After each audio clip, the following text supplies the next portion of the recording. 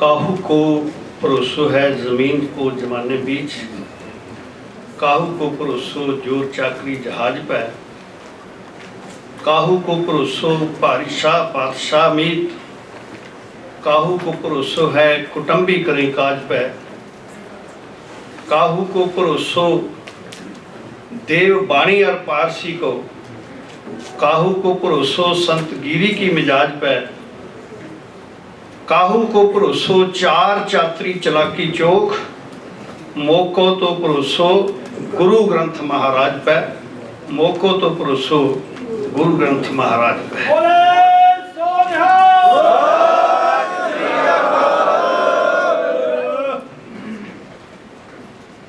परम सम्मान योग, परम विवेकी, परम प्रबुद्ध, अति प्रकाशमान विवेक वाले सतगुरु साहिब श्री गुरु ग्रंथ साहिब महाराज जी दे ज्ञान द्वारा प्रबुद्ध हुए गुरु खालसा जीओ, वाहिगुरू जी का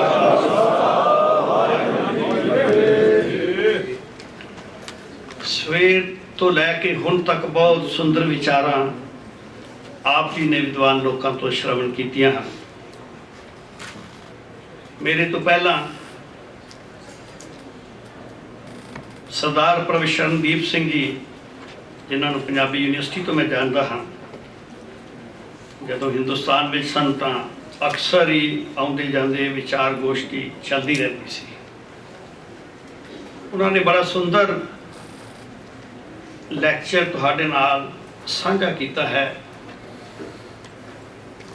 कारण दसे हैं कि जिहड़ी व्याख्या विच अज समस्या आ गई है, जिहड़ी समस्या दो धड़ियां च बन रही है, उहदे वड्डे कारण की ने, उन्हां कारणों संबंधी साडे सारिਆਂ नाल बड़े ही विवेकपूर्ण विचार साझे कीते हैं।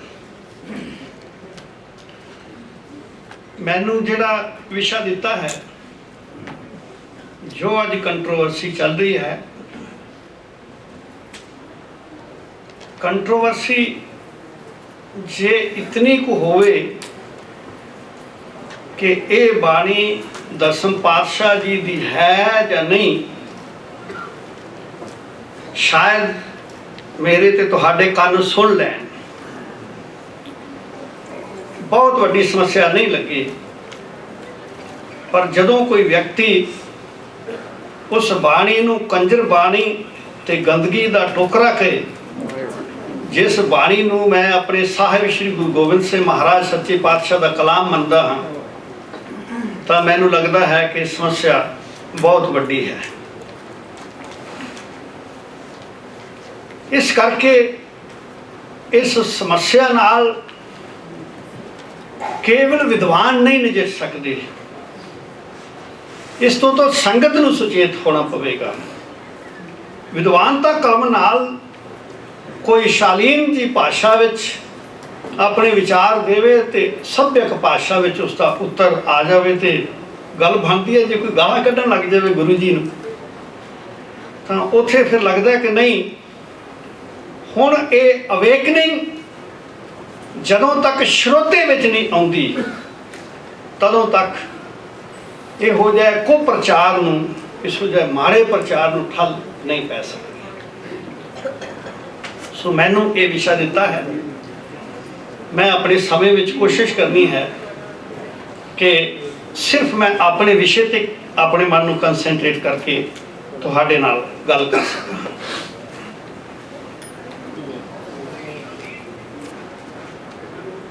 श्री गुरु गोबिंद सिंह महाराज जी नूं साडा किते ना किते कसूर है।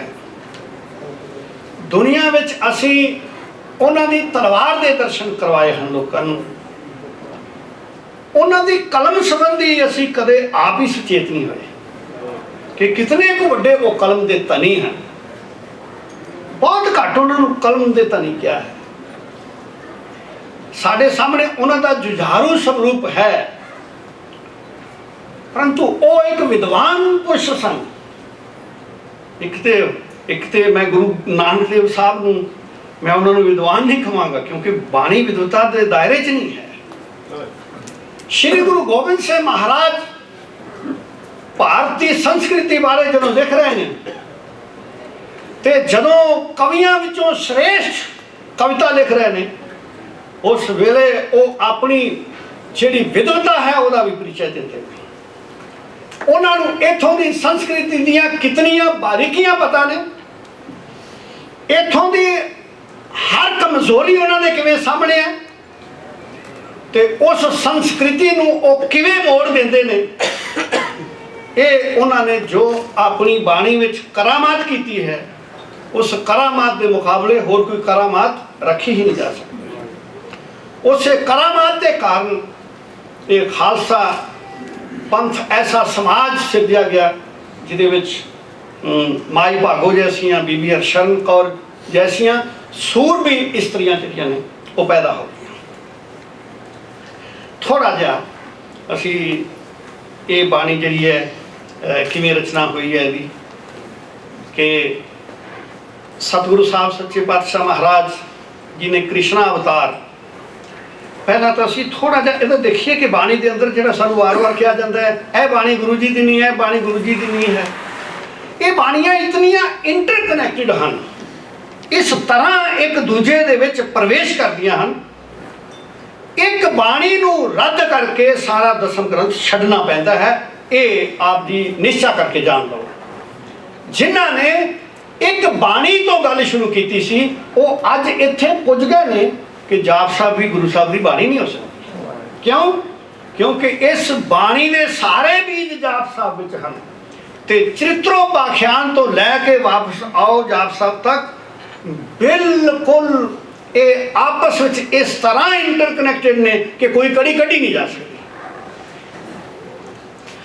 जाप साहब विच जिसनूं असीं नमो काल काले नमस्कार करते हैं, नमो सर्व काले कहते हैं, सर्व काले कह के प्रणाम करते हैं, काल काले कह के वही कालपुरुष ते महाकाल है जिहड़ा चरित्रोपाख्यान तक विस्तृत होया।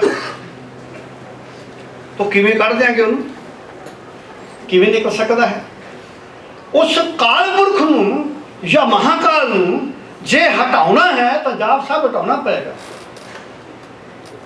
क्योंकि दसम ग्रंथ दा ते परमात्मा ही कालपुरख है और वो कालपुरख जाप साहब विच है। जाप साहब तो अगे अकाल उस्तत बाणी है। ये थोड़ा जिहा भी असीं समझ लीए तो समस्यावां समझ आ सकदियां ने। अकाल पुरख ते काल पुरख विच अंतर की है? अकाल पुरख है गॉड बियॉन्ड हिस्ट्री, इतिहास तो परे, जो संसार दा आरंभ तो पहला दा है ते ये जगत नष्ट हो जाएगा ते वो विद्यमान रहेगा। जो समय ते स्थान दियां सीमावां तो पार है वो है अकाल पुरख। ते जो इस जगत दे विच जगत दे जीवां दे कल्याण वास्ते, उद्धार वास्ते, उन्होंने सीधा रस्ता दिखाने वास्ते भांत भांत के तरीक़िਆਂ नाल अपनी शक्ति अवतरित करता है, वो है कालपुरख। समय विच आया परमेश्वर, God beyond history, God in history. परमात्मा का इतिहासिक प्रगटावे साहिब श्री गुरु नानक देव महाराज उन्होंने 10 स्वरूप एक कालपुरख का प्रगटावा है। एक कालपुरख आप हेतु रूप धारण करके आया, ये गॉड इन हिस्ट्री है। ये असीं कहिए भी गुरु नानक साहब एक साधारण व्यक्ति है, बिल्कुल नहीं। कोई व्यक्ति इतना चल सकता है जितना गुरु नानक देव जी चले ने, जिन्होंने लिखा है वो झूठ बोलिया। वो कोई सीधे सीधे किसी रूट पर गए नहीं, वो तो इधर भी गए उधर भी गए, हर स्थान से गए। अकाल उस्तत तो बाद अकाल उस्तत विच की है? अकाल जी की महिमा है, अकाल जी की उस्तति है। परंतु अगे बचित्र नाटक जो आरंभ होता है वो काल जी की उस्तति है। जिसने अकाल उस्तत लिखी है, काल जी की उस्तत भी तो नहीं लिखी है ना। काल की उस्तत भी उसने नहीं लिखी है, क्योंकि उसने टाइटल अगला जड़ा दे देता है, ये अकाल की महिमा कर ली है। हुण काल जी की महिमा शुरू होती है, और काल जी की महिमा नाल की शुरू होता है? बचित्र नाटक। मेरे वीरो भराओ, नाटक दे विचों जे कोई नाम थाम लैके ते इतिहासक तत्थ खोजन लगे तो वह सियाणा हो सकता है? नाटक विच नाम काल्पनिक हुंदे ने, घटनावां काल्पनिक हुंदियां ने, स्थान काल्पनिक हुंदे ने, कल्पना ना बनाए हुंदे ने। उन्हां विच एक मैसेज हुंदा है जिहड़ा नाम थाम कल्पना द्वारा घटनावां सिरज के ते एक संदेश दिता जाता है। तो एक विचित्र नाटक है। इतिहास की कोई इतिहास की पुस्तक नहीं, इतिहास की किसी घटना के उत्ते लिखा होया कोई लेख नहीं है। विचित्र नाटक का पहला भाग आत्मकथा है, जिहड़ी अब मैं अपनी कथा बखाना। उहदे विच नदौन का युद्ध, भंगाणी का युद्ध, ये सारे वर्तारे आ गए। एंड विच की कहते ने, हुण जिवें अपने बजुर्गों तो पुराने महापुरखों दी कहानियां सुनिया सन, उन्हां दा अगे बयान करांगे।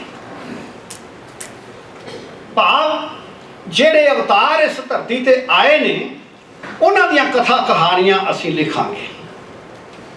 नाल की लिख देंदे ने, उस तो पहला चंडी चरित्र लिखांगे।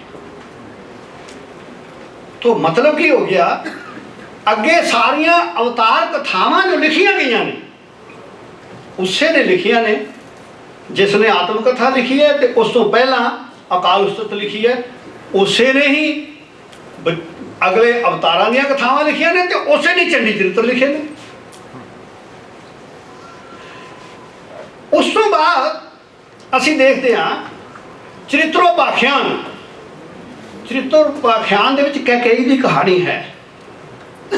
कैकेयी जदों दशरथ तो वरदान प्राप्त कर दी, वो कहानी है। रामावतार विच जदों कैकेयी दे वरदान प्राप्त करन दी बात आउंदी है, तो लिखारी जी कह देंदे ने, ये कहानी असीं चरित्रां विच बयान कर दी है छिलोड़ ने। मतलब ये जिसने रामावतार लिखा, चरित्रोपाख्यान भी उसे नहीं रचना है।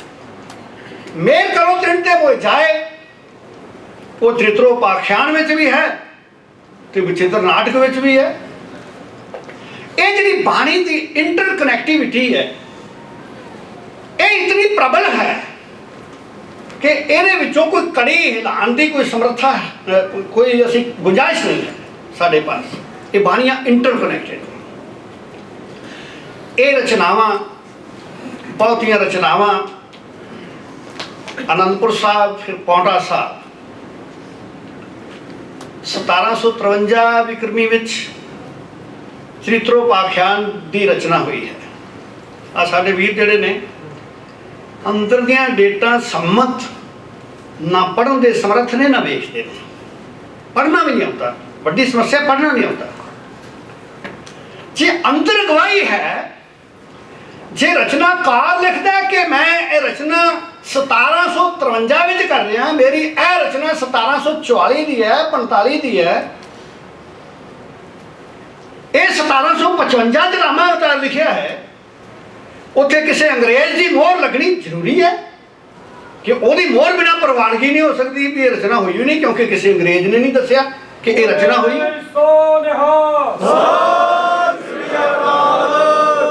एक केड़ी लोड़ सी? रचनाकार ने आप लिख दिता है। इन्हां भरावां नूं पढ़ना नहीं आता। एक अजीब कौतुक कृष्ण अवतार विच है। वो कौतुक ही है, युद्ध प्रबंध जिहड़ा कि रासमंडल तो बाद आना सी, उहदा सम्मत पहला दा है, रासमंडल दा सम्मत बाद दा है। वो 1744 सम्मत है, उहदे तो 1745 है। जेड़े बंदे नूं रब ने, गुरु ने जिहदा विवेक नहीं जगाया, वो कहेगा 1744 च पहला भाग लिखा जाना सही, 1745 च अगला होना चाहिए सी। एक भी उल्ट हो गया। मेरे वीरों ते भैनों, बच्चों, मैं बेनती करनी चाहांगा, कृष्ण अवतार की कथा लिखनी गुरु जी का प्रयोजन नहीं है। गुरु जी ने एक खड़ग सिंह सिरजना सी, जेड़े खड़ग सिंह दा विजन पाउंटे की धरती से गुरु साहब के माइंड में आया सी, वो फिर उसकी पूर्ति 1699 की विसाखी है, खड़ग सिंह बनाना है। ये ਜਿਹੜੇ हिंदुस्तान के बहुते लोग ने राम ते कृष्ण की पूजा करी जाते हैं, उन्होंने जीवन दी माड़ियां घटनावां तो प्रेरणा ले लेंदे ने, उन्होंने जंगां ते युद्धां तो प्रेरणा नहीं लेंदे, चंगे काम वास्ते एक्टिव नहीं होते। उन्होंने लोगों विचों खड़ग सिंह खड़ा करना। खड़ग सिंह ऐसा व्यक्ति खड़ा करना है जिहड़ा श्री कृष्ण के वाल पकड़ लवे। किहड़ा कृष्ण अवतार में कृष्ण वड्डा हो गया जी, साडे विचों खड़ग सिंह पैदा किया ते खड़ग सिंह ने कृष्ण के वाल पकड़ लिया। कहता तेन मार सकना, मारांगा नहीं, क्योंकि तेनू मार दिता तो मेरे नाल मेरा मुकाबला कौन करेगा। तुसी देखो सही, गुरु जी कहते हैं कि खालसा जिहड़ा है वो उस विचारधारा जिहड़ी श्री कृष्ण वाली है उहदे नाल उहदा टकराव है, कि टकराव है विचारधारा का, एक टकराव सिरजिया है। और उस खड़ग सिंह दे विच तुसीं देखोगे युद्ध के मैदान में सिंह जाते हैं। कृष्ण अवतार वेले ना कोई खड़ग सिंह नावां दे बंदे नहीं सन। दूजी चीज़ उहदे विच होर अजीब बात दी कि उहदे च मुसलमानी नाम आ गया। कृष्ण अवतार वेले कृष्ण के वेले ते महाभारत के वेले थे मुसलमान, ते इस्लाम तो है ही नहीं सी, मुसलमान कित्थों आ गए।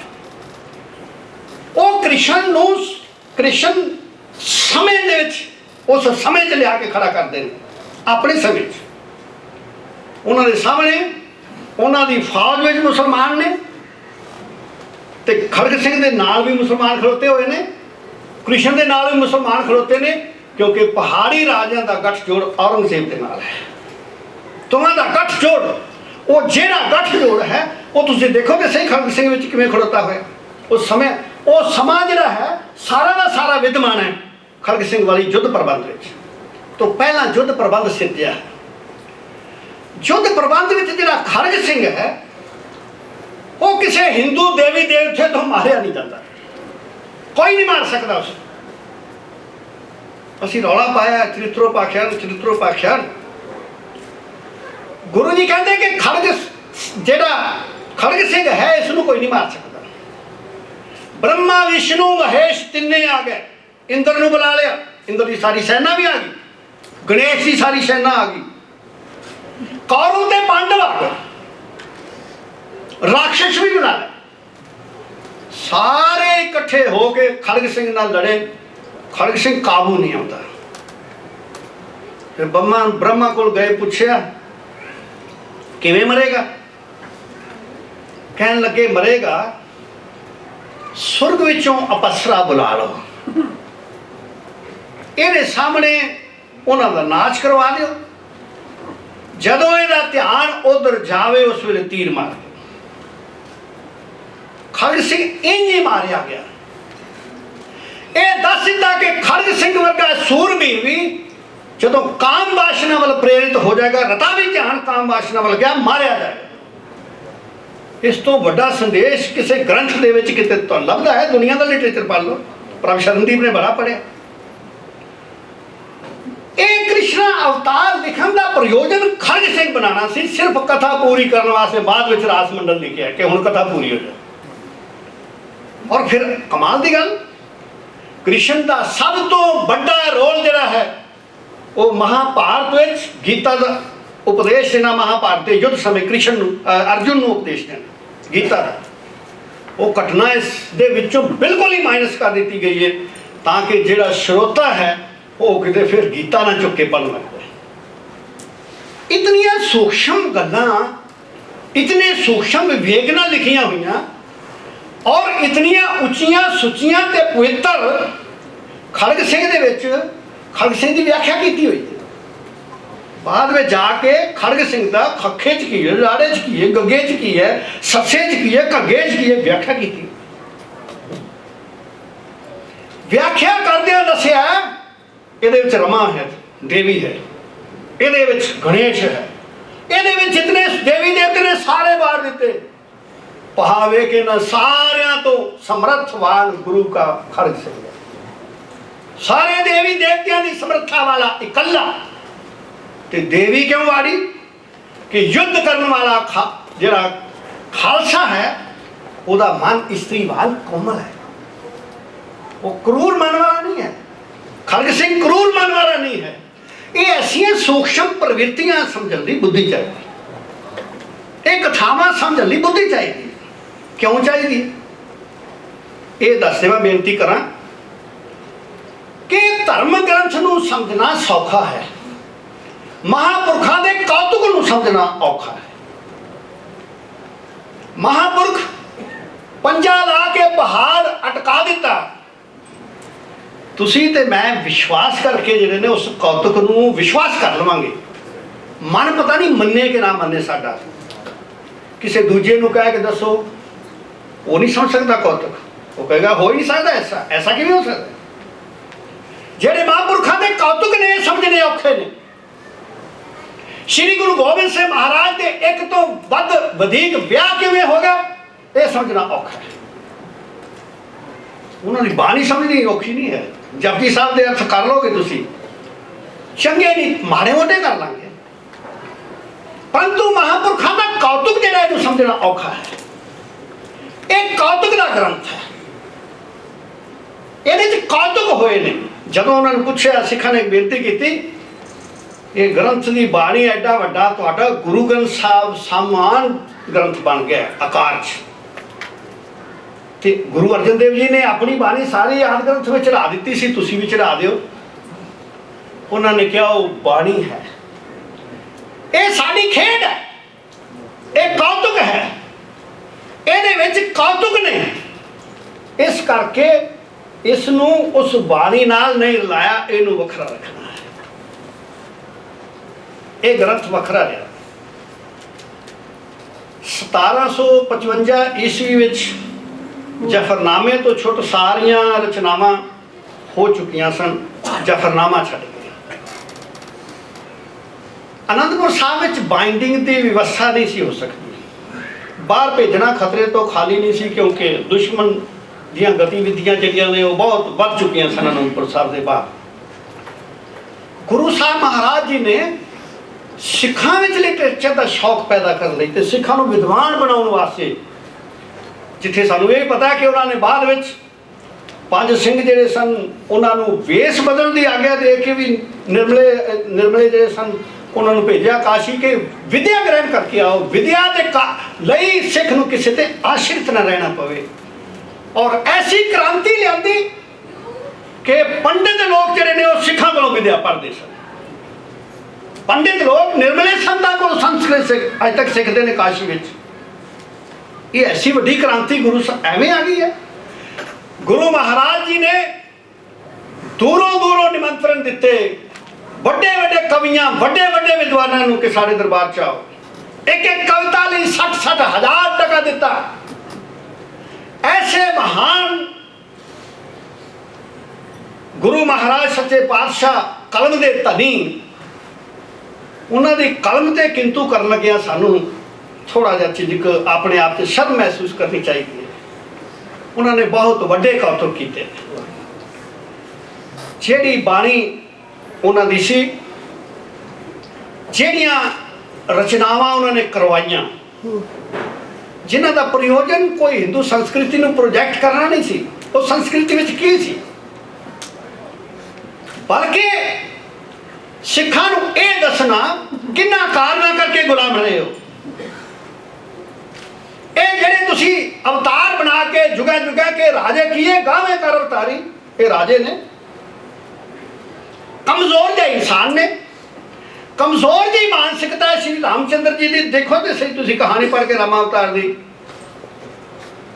रावण का चित्र बनाया, एक चित्र बनाया सीता ने। फिर रामचंद्र जी कहन लगे तेरे मन में अजे भी रावण लिए प्यार है किते, तो बेचारी शर्म की मारी हुई जमीन में चली गई।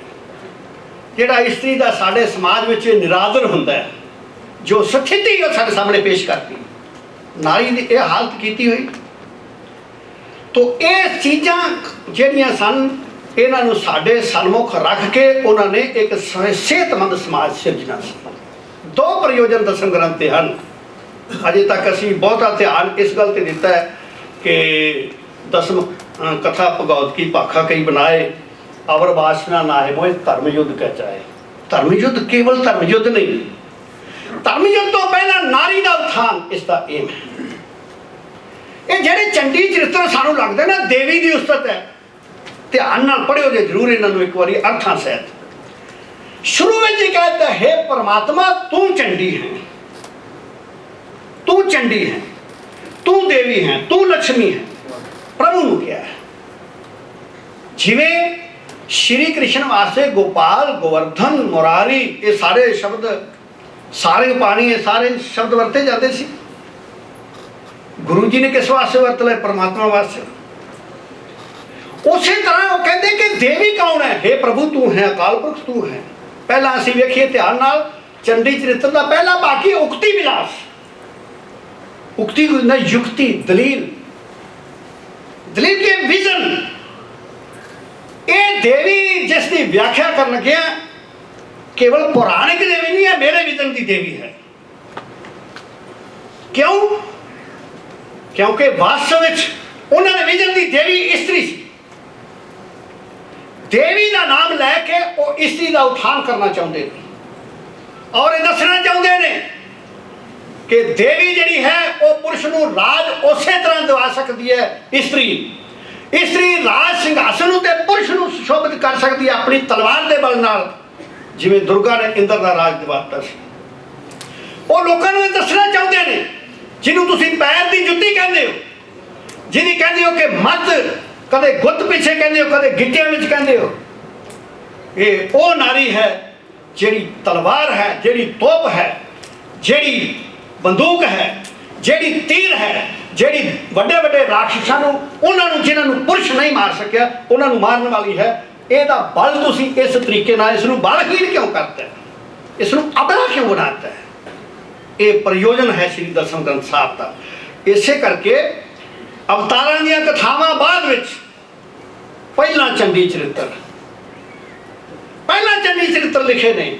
स्त्री नूं पहला स्थान दे दिता है, पहला स्त्री लियादी है। पुरुषों दी गल्लां बाद हो जाणगियां, पहला स्त्री का बल, स्त्री बल का वर्णन पहला कर दिता है। जिथे किते स्त्री की पिक्चर कहानियां ने बिगाड़ी हुई सी उत्थे ही फिर चंडी चरित्र ला दिता है। रास मंडल विच गोपियां ते कृष्ण की बात करनी सी, उत्थे स्त्री की तस्वीर फिर होर तरीके की कामुक तस्वीर है। उस तो पहला चंडी चरित्र लाता है। फिर क्या है कि तू तलवार है, तू तीर है, तू है गोपियां वर्गी नहीं है। मैसेज की है तू गोपियां वर्गी नहीं है, तेरे को असीम बल है, तेरे को अथाह बल है। वो काम जेड़ा पुरुष नहीं कर सकता तू वो कर सकती है।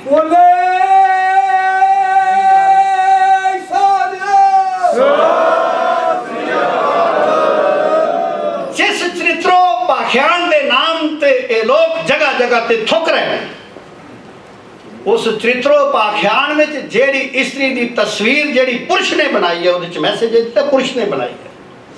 उस कामुक तस्वीर की प्रस्तुति तो पहला फिर देवी चरित्र लाता है। फिर उत्थे महिमा गाई है कि तू तेरे वर्गा कोई हो ही नहीं सकता, तू इस राक्षस नूं मारिया, तू उस राक्षस नूं मारिया, तेरे को असीम ते अथाह बल है, तू कटारी है, तू तलवार है। ये बार बार लिखा गया है। ये क्यों लिखा गया है? इस करके कि स्त्री नूं पुरुष दे बराबर खड़ा करना सी कि वो हर कार्य में युद्ध के मैदान में भी उतनी एक्टिव होए जितना पुरुष है। और जदों तक वो एक्टिव नहीं होती सेहतमंद समाज की सिरजना नहीं हो सकती। रही गल अथेंटिसिटी की, मेरे वीर बार बार कहते हैं ये अंग्रेज आए 18वीं सदी च ग्रंथ ही कोई नहीं सी, दसम ग्रंथ है ही नहीं सी 18वीं सदी च। मैं बेनती करा कि मेरे जोड़े ये भरा ने इन्हों ये नहीं पता लगता इत्थे की क्या है, उत्थे की क्या है, इत्थे कुछ होर उत्थे कुछ होर, एक ही आर्टिकल में एक पैराग्राफ च होर दूजे च होर। डॉक्टर जसवीर सिंह मान जी उन्होंने एक लिस्ट पिछे जा एक लेख में दी है बीड़ा की, जिन्होंने बीड़ा ने दर्शन किए। वो कहते 18वीं सदी च कोई है नहीं सी, ये अंग्रेज़ों ने आके लिखवाया है। एक बीड़ 1723 की उन्होंने दस दी है, एक 1765 की, एक 1777 की, 1799 की, 1793 की। इन्हां दे दर्शन वो कहते मैं कीते नाल कहते ने कि इस सदी में तो कोई है ही नहीं सी दसम ग्रंथ। दसो करे तो बंदा करेगी। आप ही लिस्ट दे रहे हो, या तो तुसी अथेंटिसिटी इन्हां दी चैलेंज करो कि नहीं ये डेटा गलत, वो भी कोई नहीं कर रहा। एक लिस्ट देनी सी, शौक पूरा करना सी, वो भी देता नाल क्या इस सदी में है ही नहीं। ये तो बाद में आके अंग्रेज़ों ने लिखवाया। एक कहानी तुम दसा मैं होर, अंग्रेज़ों ने क्यों लिखवाया?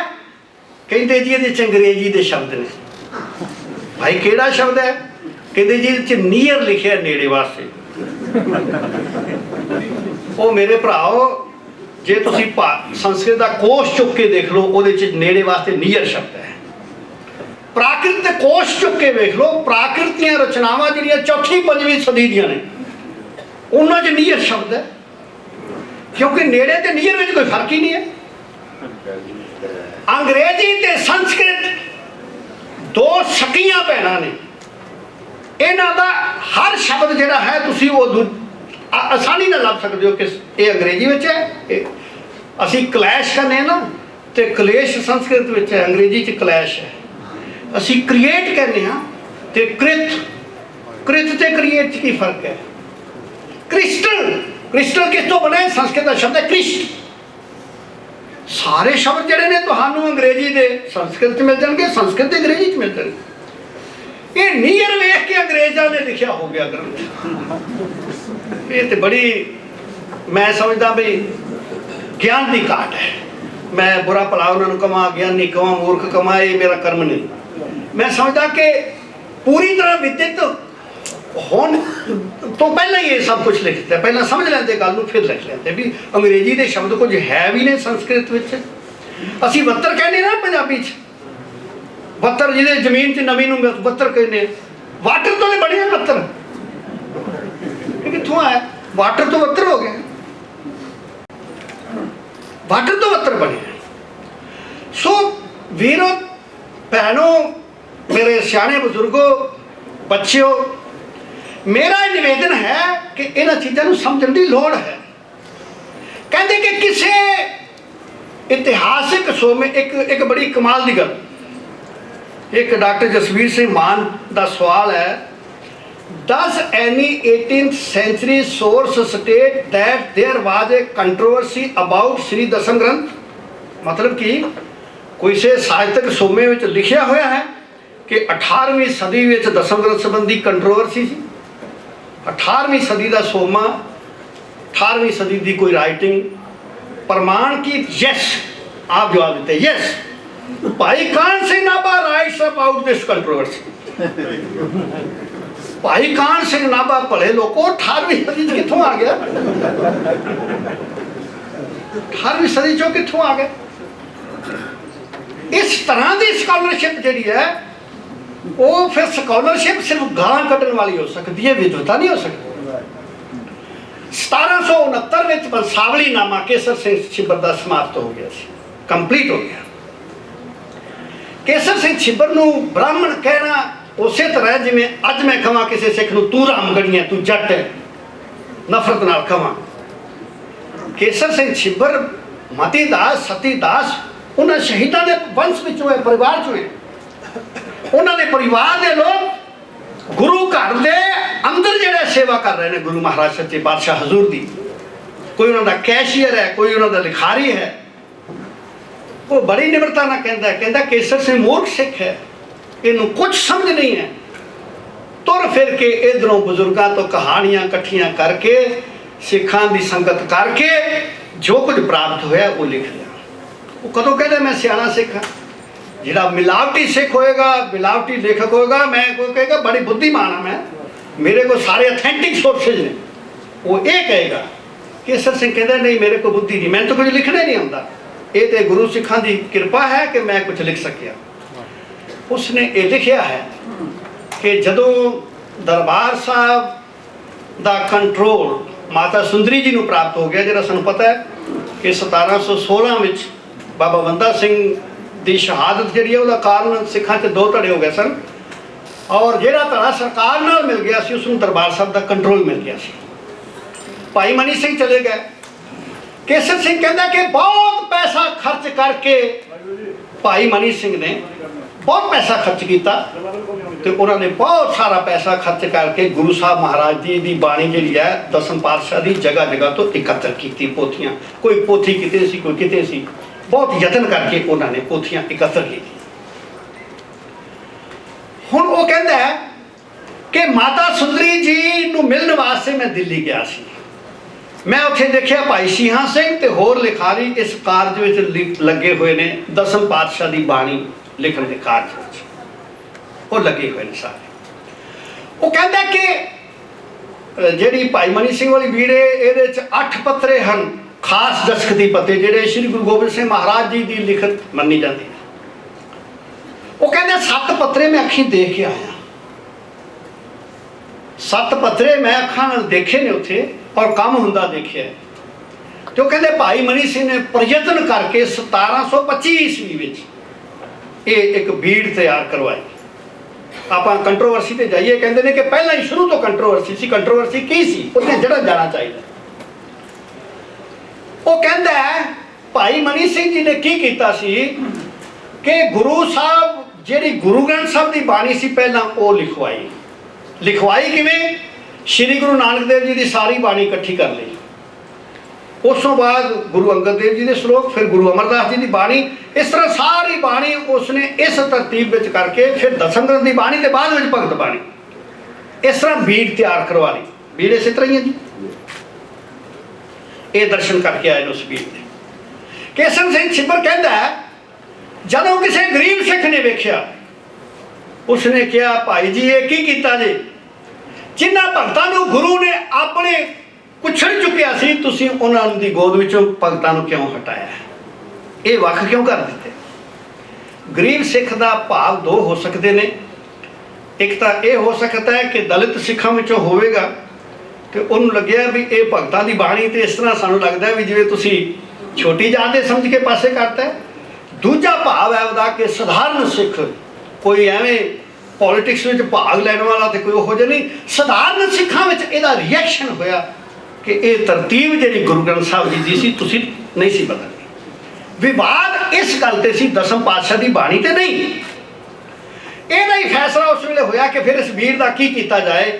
ਤੇ ਉਹ ਇੱਕ ਪਰੰਪਰਾ ਦੇ ਵਿੱਚ ਕਹਾਣੀ ਜੀ ਬਣੀ ਹੈ ਕਿ ਸੁਖਾ ਸਿੰਘ ਮਤਾਰ ਸਿੰਘ ਜਦੋਂ ਬੱਸੇ ਰੰਗਰ ਦਾ ਸਿਰ ਵੱਢਣ ਗਏ ਤੇ ਉਹਨਾਂ ਨੇ ਕਿਹਾ ਕਿ ਜੇ ਸਿਰ ਵੱਢ ਕੇ ਆ ਗਏ ਤੇ ਬੀੜ ਇਸੇ ਤਰ੍ਹਾਂ ਰਹਿਣ ਦਿਓ, ਨਹੀਂ ਤੇ ਇਸ ਬੀੜ ਦੀ ਤਰਤੀਬ ਜਿਹੜੀ ਹੈ ਉਹ ਬਦਲ ਦੇਵਾਂਗੇ। ਉਹ ਸਿਰ ਵੱਢ ਕੇ ਆ ਗਏ ਤੇ ਇਹ ਬੀੜ ਉਸੇ ਤਰ੍ਹਾਂ ਚੱਲੀ ਖਾਂਦੀ ਹੈ।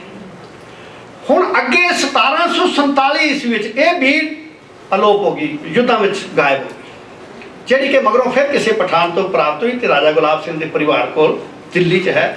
ਉਹ ਦਰਸ਼ਨ ਇਹਨਾਂ ਵੀ ਕੀਤੇ ਨੇ। ਡਾਕਟਰ ਜੋਗਿੰਦਰ ਸਿੰਘ ਉਹਦੀ ਪੂਰੀ ਮਾਈਕਰੋ ਫਿਲਮਿੰਗ ਕਰਕੇ ਲਿਆਏ ਹੋਏ ਨੇ।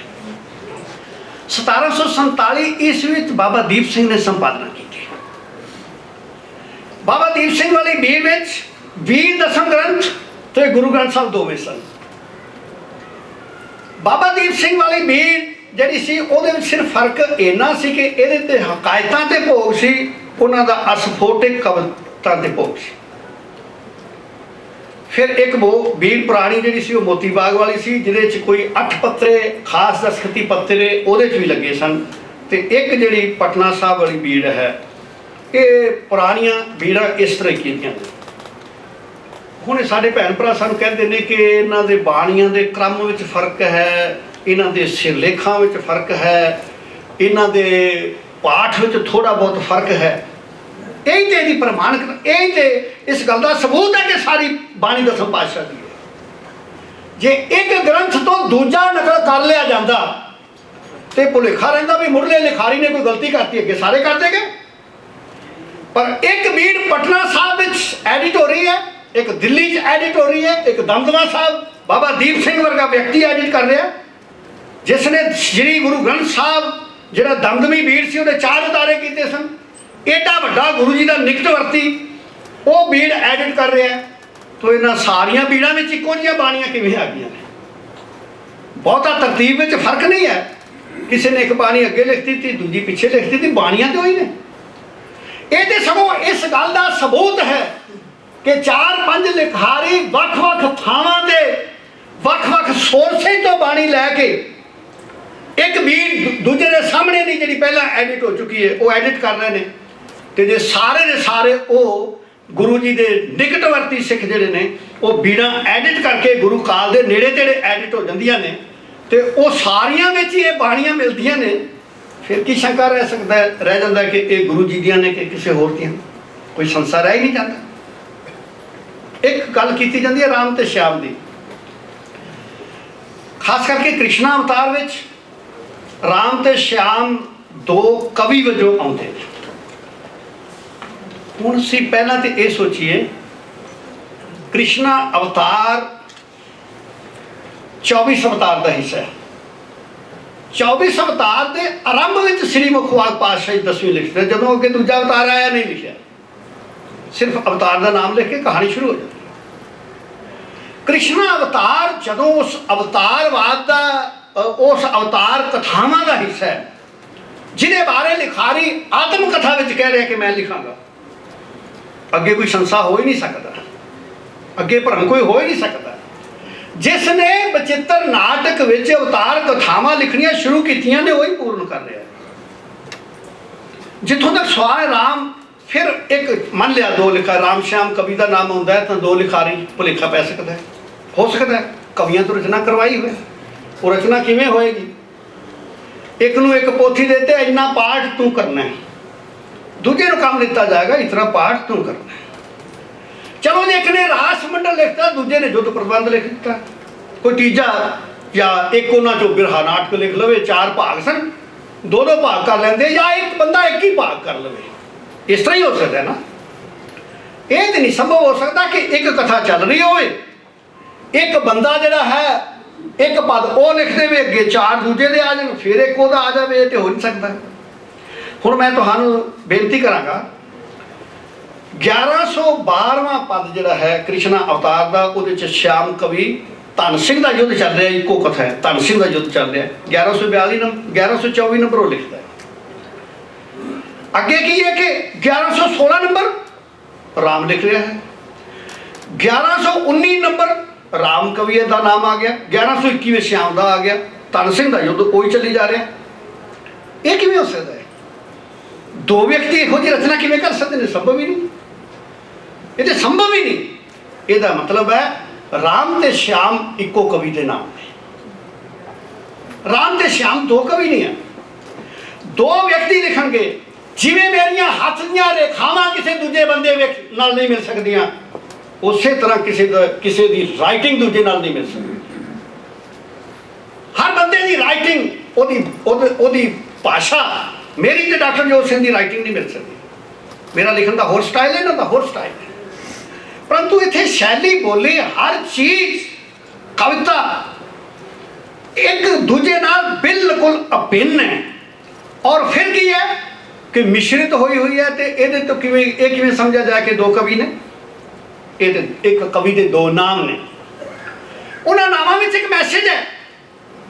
ਸ਼੍ਰੀ ਗੁਰੂ ਗੋਬਿੰਦ ਸਿੰਘ ਮਹਾਰਾਜ ਰਾਮ ਤੇ ਸ਼ਿਆਮ ਟਾਈਟਲ ਇਸ ਕਰਕੇ ਵਰਤ ਰਹੇ ਨੇ ਕਿ ਜੋ ਕੰਮ ਤ੍ਰੇਤੇ ਵਿੱਚ ਰਾਮ ਨੇ ਕੀਤਾ ਸੀ, ਕਿਸ ਨੂੰ ਮਾਰਨ ਦਾ? ਰਾਵਣ ਨੂੰ ਮਾਰਨ ਦਾ। ਤੇ ਜੋ ਦੁਆਪਰ ਵਿੱਚ ਕੰਸ ਨੂੰ ਮਾਰਨ ਦਾ ਕ੍ਰਿਸ਼ਨ ਨੇ ਕੀਤਾ ਸੀ, ਇਹ ਜਿਹੜਾ ਅੱਜ ਦਾ ਰਾਵਣ ਤੇ ਕੰਸ ਹੈ, ਅੱਜ ਰਾਮ ਤੇ ਸ਼ਿਆਮ ਮੈਂ ਹਾਂ। ਹਿੰਦੁਸਤਾਨ ਦੀ ਧਰਤੀ ਦੇ ਉੱਤੇ ਇਹ ਜਿਹੜਾ ਜ਼ਬਰ ਤੇ ਜ਼ੁਲਮ, ਜਿਹੜਾ ਕੰਸ ਤੇ ਰਾਵਣ ਵਰਗਾ ਵਿਅਕਤੀ ਬੈਠਾ ਹੈ, ਇਹਦੇ ਵਿਰੁੱਧ ਅੱਜ ਮੈਂ ਸੰਘਰਸ਼ ਕਰਾਂਗਾ, ਇਹਦਾ ਮੈਂ ਵੱਧ ਕਰਾਂਗਾ। ਕੋਈ ਰਾਮ ਸ਼ਿਆਮ ਹੋਰ ਅਵਤਾਰ ਨਹੀਂ ਆਏਗਾ ਤੁਹਾਨੂੰ ਬਚਾਉਣ ਵਾਸਤੇ। ਇਹ ਰਾਮ ਸ਼ਿਆਮ ਦੀਆਂ ਸਾਰੀਆਂ ਸ਼ਕਤੀਆਂ ਲੈ ਕੇ ਇਹ ਮੈਂ ਆਇਆ ਤੇ ਮੈਂ ਸਰਵਨਾਸ਼ ਕਰਾਂਗਾ। ਜ਼ੁਲਮ ਦਾ ਸਰਵਨਾਸ਼ ਕਰਨ ਦੀ ਡਿਊਟੀ ਲੈ ਕੇ ਆਇਆ, ਜਿਹੜਾ ਅਸੀਂ ਪਹਿਲਾਂ ਜਦੋਂ ਅਸੀਂ ਅਬ ਮੈਂ ਆਪਣੀ ਕਥਾ ਬਖਾਨੋ ਉਹਦੇ ਵਿੱਚ ਪੜ੍ਹਦੇ ਹਾਂ। ਧਰਮ ਚਲਾਵਣ ਸੰਤੋ ਬਾਹਰ, ਦੁਸ਼ਟ ਸਭਨ ਕੋ ਮੂਲ ਪਾਰ। ਰਹੀ ਚਰਿਤਰੋਪਾਖਿਆਨ ਦੀ ਜਾਣਕਾਰੀ, ਕਿਉਂਕਿ ਗੱਲਾਂ ਤੇ ਬਹੁਤ ਲੰਬੀਆਂ ਹੋ ਸਕਦੀਆਂ, ਚਰਿਤਰੋਪਾਖਿਆਨ ਦੀ ਗੱਲ ਕਰਨੀ ਬਹੁਤ ਜ਼ਰੂਰੀ ਹੈ।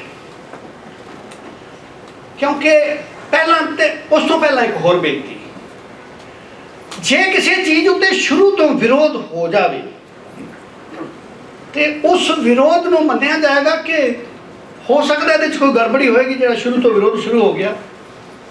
जिस विरोध का विकास होवे, अज छोटी जी गल फिर लंबी करते वधांदे वधांदे वधांदे वधांदे कंजर पानी ते गंदगी के टोकरे तक पहुँच जाए।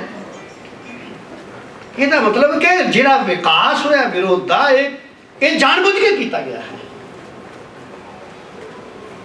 जानबूझ के किया गया है। सिखां दे गुरुद्वारियां विच श्री दसम ग्रंथ साहब का प्रकाश सिंह सभा लहर के उठान तो पहला सब थावां ते हुंदा सी। जिथे गुरुद्वारा हुंदा सी, महाराज जी दे नाल साहिब श्री गुरु ग्रंथ साहब सच्चे पातशाह दे नाल छोटे भाई जी का प्रकाश होता है, जिन्हों मैं इस करके कह रहा। बंसावली नामे में कवि छिब्बर कहता है श्री गुरु ग्रंथ साहब टिक्का हैं, टिक्का तो भाव गुरु हैं, श्री दसम ग्रंथ छोटे भाई हैं। श्री गुरु ग्रंथ साहब गुरु अर्जन देव जी के धाम प्रकाश हुए सन, ते श्री दसम ग्रंथ जेडे छोटे भाई ने 10वें पातशाह के धाम जन्मे ने। कितनी श्रद्धा नाल, कितने प्यार नाल लोग और कितनियां सूक्ष्म चीज़ां सानू समझाते सन। गुरु तो गुरु ग्रंथ साहब है, ये छोटे भाई हैं। छोटे भाई जी का प्रकाश नाल ही हुंदा सी। बड़ी सोहनी गल किसी ने कही कि नाल ही प्रकाश इस करके भी करते सन ताकि लोग इस मत्था ना टेकना शुरू कर दें। मत्था टेकन के सामने गुरु ग्रंथ साहब महाराज जी ने टेकणगे। रही प्रकाश की समस्या, असी तो एक पुस्तक जी ज्ञान की पुस्तक है, साइंस की पुस्तक है, छोटे होंदे उन्होंने भी कदे थले नहीं सी लैके बैठते, वो थले डिग पैंदी सी ते बच्चे जिहड़े वो इस तरह करते सी भी पाप हो गया। ते ग्रंथ असी जिहदे गुरु महाराज जी की बाणी है वो हुण थले रख के पढ़ांगे, पढ़न वास्ते तेनों पीढ़ा साहब ते रखना पवेगा। बोले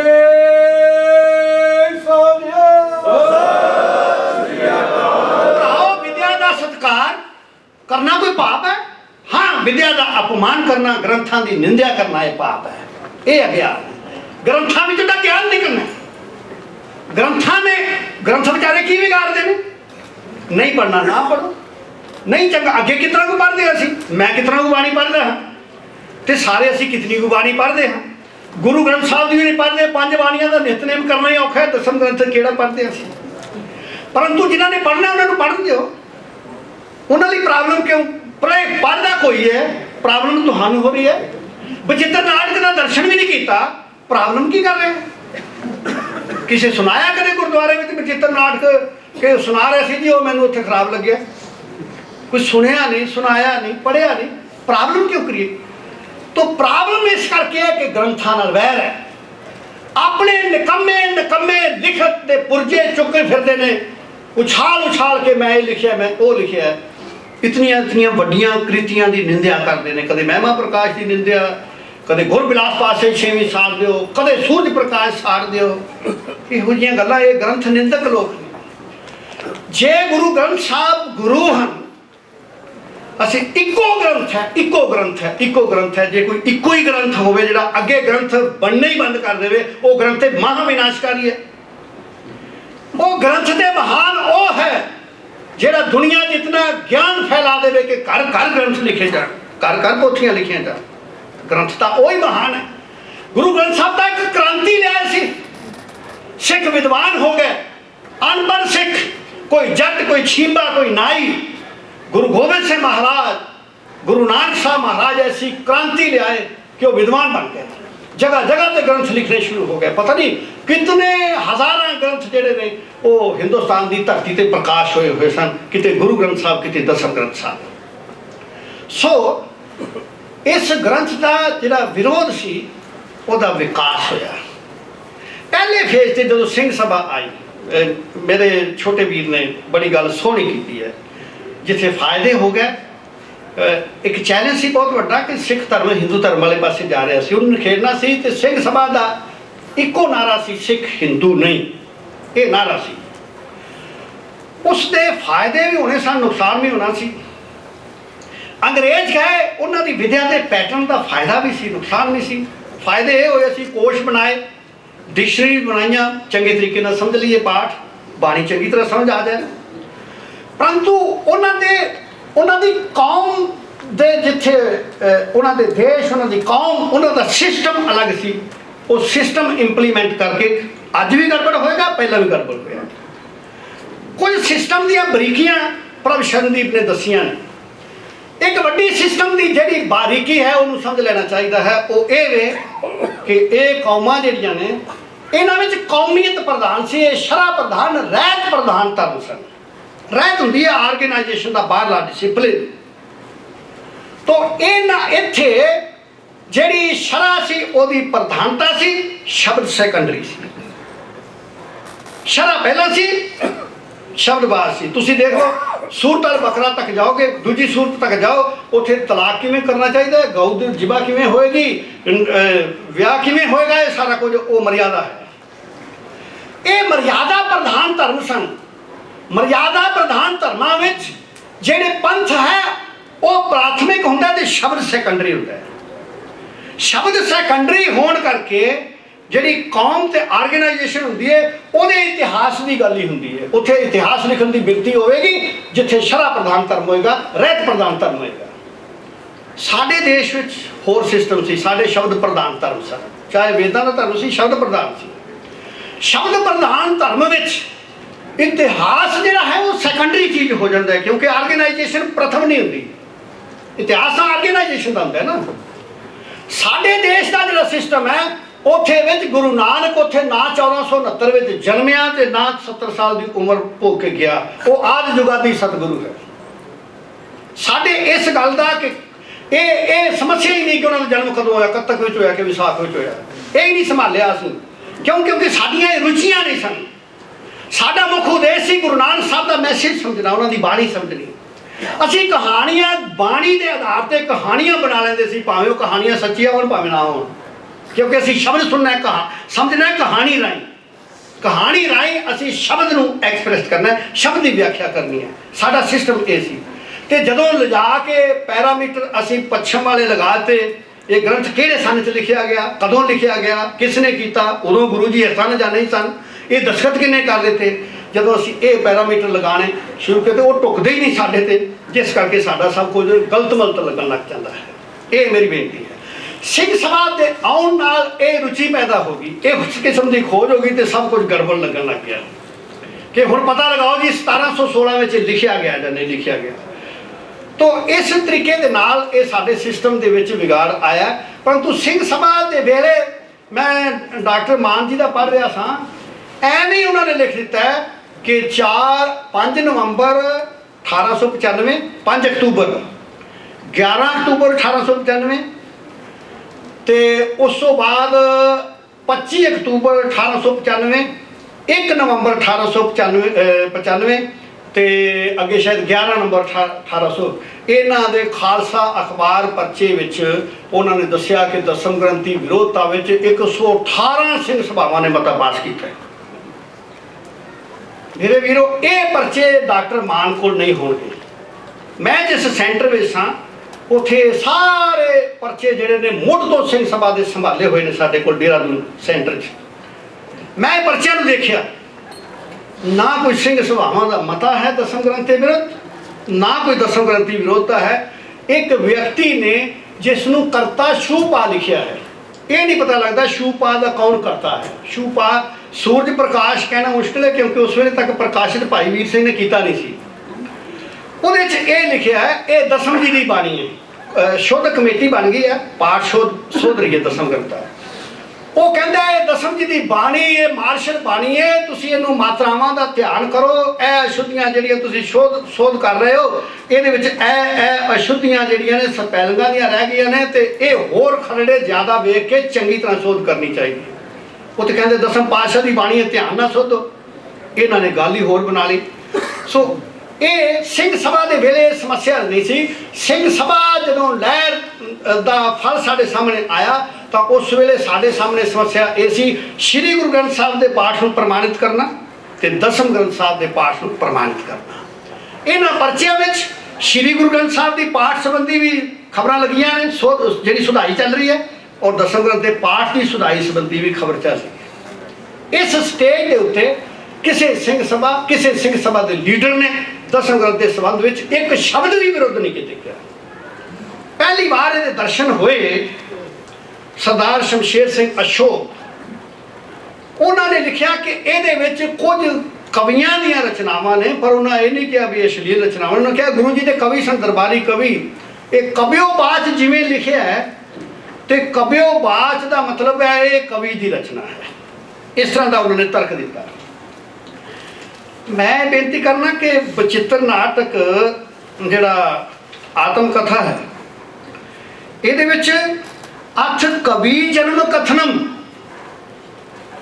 टूक ध्यान नाल सुनना, अथ कवि जन्म कथनम, अथ कवि वंश वर्णन। गुरु गोबिंद सिंह महाराज लिख रहे हैं, कवि के वंश का वर्णन लिख रहे हैं। हुण ते कवि किहड़ा श्री गुरु गोबिंद सिंह महाराज, किहदे वंश का वर्णन है? गुरु गोबिंद सिंह महाराज दे। जन्म किसका वर्णन है? किहड़े कवि दे? राम ते श्याम दा। गुरु गोबिंद सिंह महाराज जी दे प्रकाश का जो कथा, मैं अपनी कथा बखानू यही लिखा ना। परंतु जिथे जन्म की गल आउंदी है, पटना बैशहर विखे भाग बुलायो तो उत्ते टूक है अथ कवि जन्म वर्णन कथनम। कवि कौन है? श्री गुरु गोबिंद सिंह महाराज सच्चे पातशाह श्री हजूर। तो कवियों बाज बेनती चौपई अशोक जी को समझ आ जाता जो उस तो पहले सबूतीवाच लिखते, फिर उन्हें सबूतीवाच भी को बनाना पैना सी 52 कवियों में एक सबूतीवाच भी है ना। उस तो पहला सबूतीवाच से देखा नहीं, सीधे ही पहुँच गया कवियोवाच से, जिस करके सारिया गल्लां गलत मलत हुई। श्री गुरु गोबिंद सिंह महाराज एक महान कवि ने जो अपने आप को कवि लिख रहे हैं, परेशानी वाली तो कोई बात ही नहीं। ये अप्रमाणिक गल केड़ी होगी? तो इस स्टेज उत्ते ये विरोध इतना कुछ सी, परंतु ये इतना भ्रामिक विरोध सी। एक पासे कुछ किताबां में अशोक जी लिख रहे हैं कि ये रचना जी है कवियां की हो सकती है, कोई मिलावट हो सकती है। दूजे पासे दूजी किताब एडिट कर रहे हैं तो वो लिख रहे हैं बचित्र नाटक साहिब श्री गुरु गोबिंद सिंह महाराज जी की बाणी सी, और कवि सैनापति के सामने गुरु साहब की बाणी जरूर होगी बचित्र नाटक मौजूद। ये दो कवितावां, दो किताबां, कोयल सिंह का गुरबिलास उन्होंने एडिट किया तो कवि सैनापति की किताब एडिट की है। दोवां च बचित्र नाटक को श्री गुरु गोबिंद सिंह की रचना किया, परंतु उसे 1965 1966 किताबें एडिट कर रहे हैं, 1965 लिख रहे हैं कि यह बचित्र नाटक जो किसी कवि की रचना हो सकती है। ये ऐसे विद्वानों की किहड़ी धारणा ते असीं विश्वास करिए, किहड़ी ते यकीन करिए। हुण हौली हौली पहली स्टेज ते आया कि इन्हां विच कुछ कवियां दी रचनावां हो सकदियां ने जिहड़े गुरु जी के कवि सन। अगली स्टेज ते की गल आ गई, ये कवि ब्राह्मणवादी सन।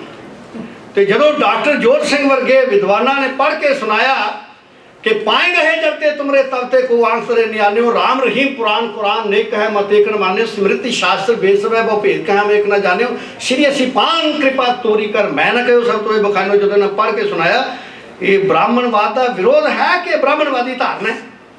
जब पढ़ के सुनाया कहूँ कृष्ण से कीट कोटे उपाय, कहूँ राम से डारे लेटे बनाए।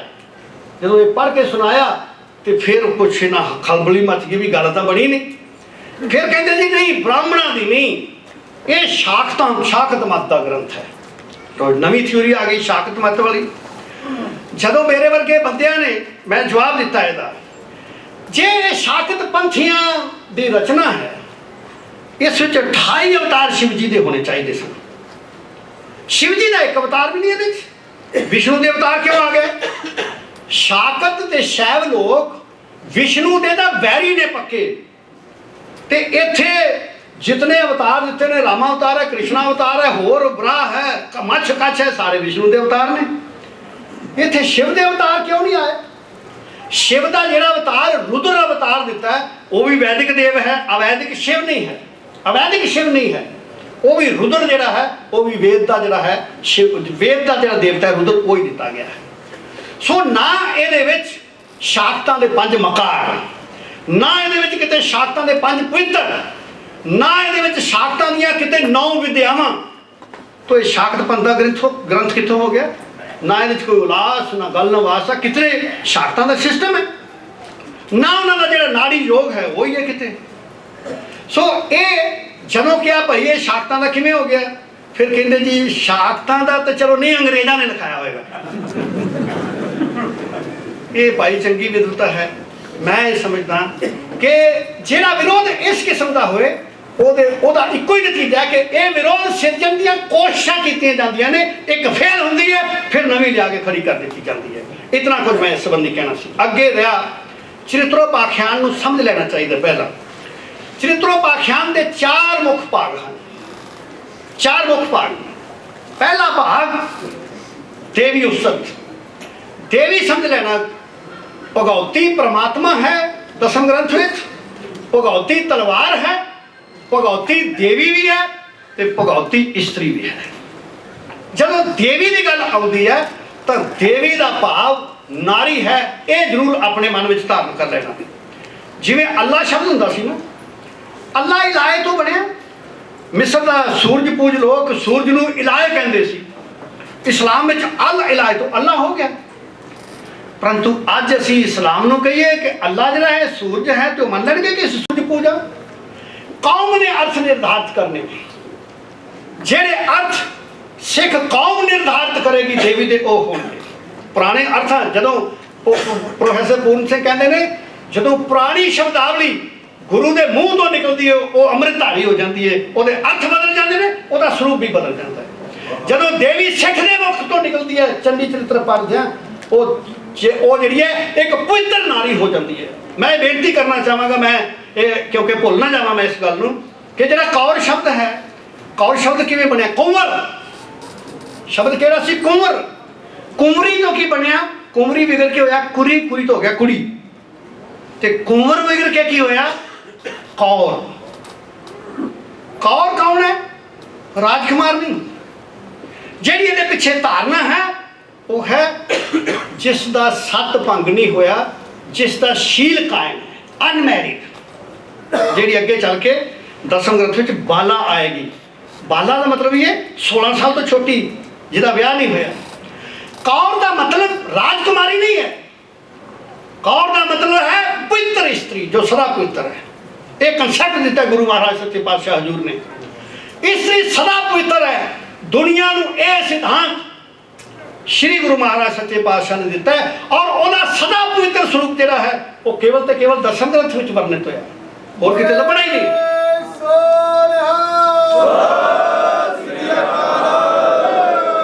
तो पहले भाग में पवित्र नारी की समर्था नमन है कि यदि कितनी समर्था है, जिसनों तुसी घर की बलगन दे विच कैद कर दिता है। इस स्त्री की समर्था कितनी है। मैं पहला बेनती की है ना, स्त्री की समर्था को प्रगट करना, और फिर सारे समाज को स्त्री ते पुरुष को धर्म वास्ते हमेशा जूझते रहने की प्रेरणा, ये दसम ग्रंथ का मुख्य आशा है। तो नारी की पवित्रता इत्थे क्यों दसी? क्योंकि अगे नारी नाल संबंधित चरित्र आने ने, वो चरित्र जिहड़े ने जिन्हां वास्ते पुरुष समाज जिम्मेवार है, स्त्री नहीं।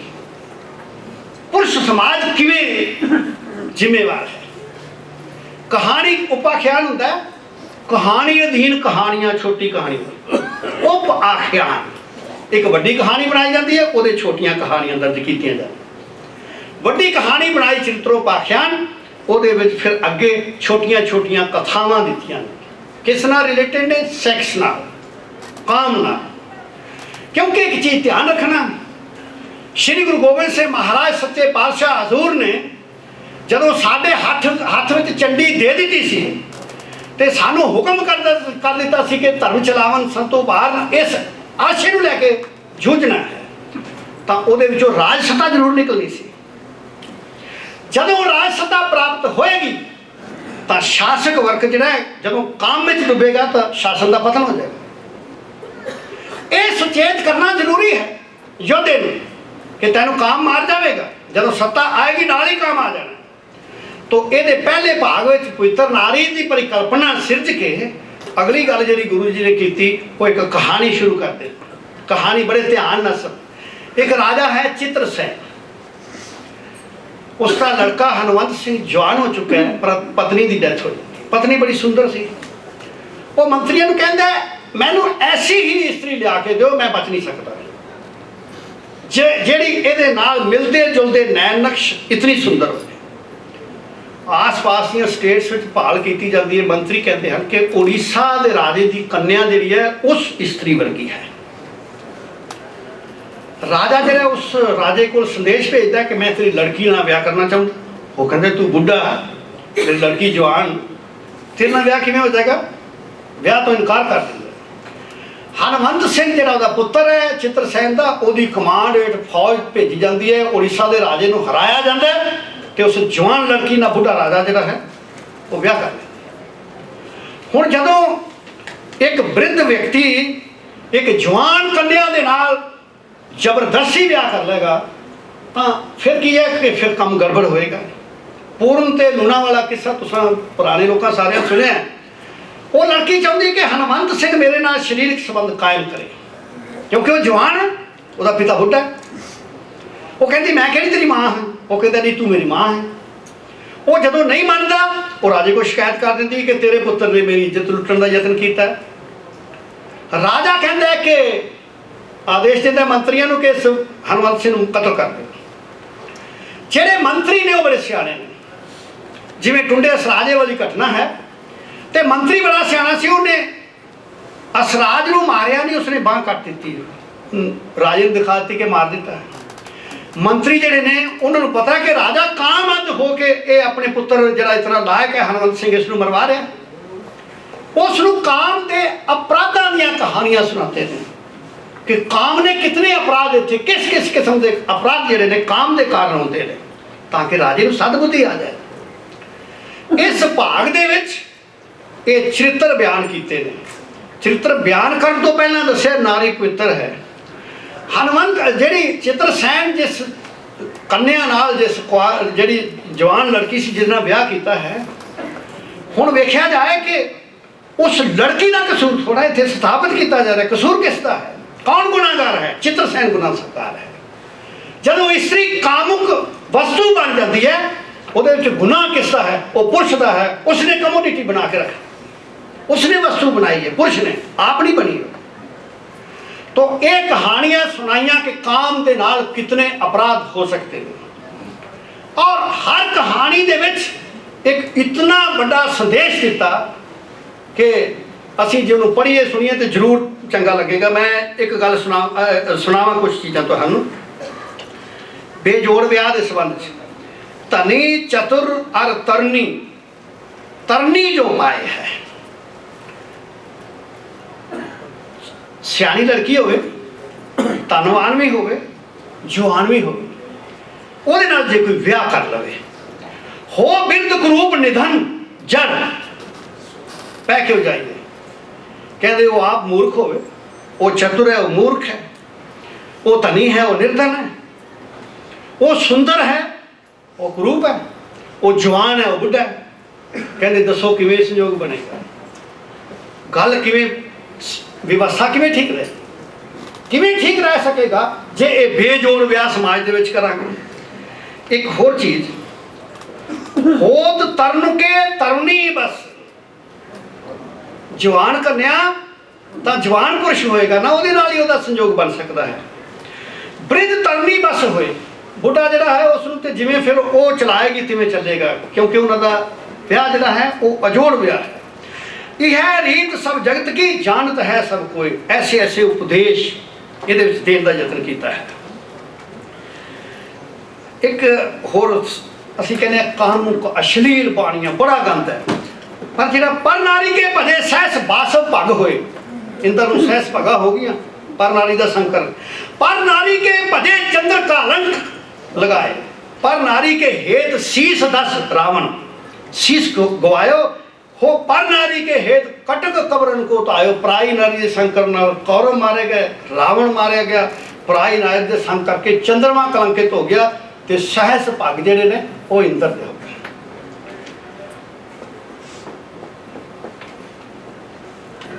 एक कहानी दे विच एक योगी है, योगी आके राजा नूं कहंदा कि राज भाग छड्ड दे, क्या कर ये ऐसो इशरत तू की लवेगा, दुनिया का त्याग कर दे। जिवें असीं जानते हाँ कि भरतर हरि वर्गे जिन्होंने भरतरी कहने हैं, वो लोग राज धर्म भुल के ते जाके साधुओं वाले वस्त्र पहन के ते साधु लोग हो गए, तो वो राजा मन बना लेंदा कि मैं भी जोग धारण कर लवांगा राज छड़ के। हुण सियाणी स्त्री असीं कहने भी सिर्फ ये कामुक रूप है स्त्री का। सियाणी स्त्री जिहड़ी है वो कहती है जो नृप न्याय करे नहीं, राजा गल सुन, जो राजा न्याय नहीं करता, बोले तो झूठ बनाए तो फिर झूठ बोले। कहते राज त्याग तपस्या करे, राज धर्म छड़ के तपस्या में जाए, न्याय ना करे। जदों राजा ते न्याय ना करे तो झूठ बोले, तो जे फिर जरा है तू एक योगी के कहने से राज भाग का त्याग कर दें। कहते परे नरक में जाए और राजा नरक में जाए।